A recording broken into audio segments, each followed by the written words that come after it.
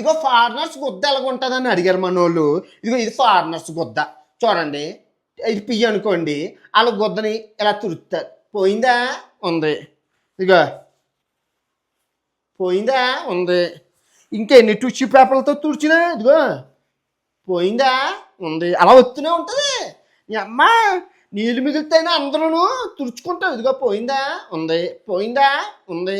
ఎంత తుడిచినా అలాగే ఇదిగో అలాగ వస్తూనే ఉంటుంది. నీ అమ్మ అలా పోయిందా? పోయిందా? ఉంది. అలా ఎంత తుడుచు గట్టిగా పాము. ఏమైంది ఇక్కడ?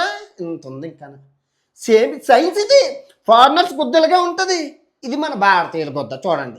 ఇప్పుడు మనం ఏం చేస్తాం? టిష్యూ పేపర్తో మనం ఏం చేస్తున్నాం? కొరుక్కుంటాం. ఇదిగో మొత్తం మొత్తం క్లీనింగ్ మొత్తం పోతుంది. ఉంటుందా ఏమైనా? ఏముంది? ఉందా ఏమైనా? కంపు కూడా లేదు. ఎంత శుభ్రం. ఫారినర్స్ గుద్దకి ఎంత ఉంది పియ్య? మన గుద్దకి ఎంత ఉంది? మనకేమైనా శాసన శూన్యం. మన దగ్గర పియ్య శూన్యం. ఫారినర్స్ గుద్ద కంపు కంపు. ఎందుకు చెప్తున్నావు సార్ అంటే ఈ మధ్య మన తెలుగు రాష్ట్రాల్లోని నీళ్ళు సేవ్ చేద్దామని చెప్పి మన వాళ్ళు టిష్యూ పేపర్లు వాడుతున్నాను. అమ్మా టిష్యూ పేపర్లు మన గుద్దకి పనిచేయదు. ఫారినర్స్ గుద్దకే టిష్యూ పేపర్లు. అది ఎలాగో చెప్తాను. మనం ఏం తింటాం? పప్పుచారు, సాంబారు, మసాలా, బిర్యానీ, కుర్మా తింటాం. కాజు కత్రీలు గట్టాన. సో మనది పియ్య కొంచెం మెత్తగా వెళ్ళేటప్పుడు ఇదంతా అంటికిపోద్ది. సో మనం టిష్యూ పేపర్తో తుడితే ఇదంతా అయిపోద్ది.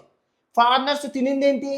పిజ్జా, పాస్తా, ఏంటి అది బర్గరు, మచ్చి అన్ని సలాడ్లు అవి తింటారు. అవన్నీ ఎలాగుంటాయి? గొడ్డు మాంసాలు అవన్నీ తింటే దొడ్డికి ఎలాగొస్తుంది? కడ్డీలాగా వస్తుంది. ఒకటే కడ్డీ. సో ఇక్కడ అంటుకోదు. టిష్యూ పేపర్ ఇలా తుడితే అలా పోతుంది.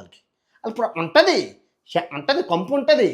కానీ టిష్యూ పేపర్లో మనకు పనిచేయదు. ఫైల్స్ అన్నీ డాక్టర్ నడకండి కావస్తాయి. మనం టిష్యూ పేపర్లు వాడకండి, దయచేసి వాడకండి. మీ గుద్దలు బాగుపడాలి అంటే నా మాట వినండి. టిష్యూ పేపర్లు కొంచెం ₹10 నీళ్ళు ఎక్కడైనా తెచ్చుకుని గుద్ద కొనుక్కోండి. Tissue paper వాడకండి.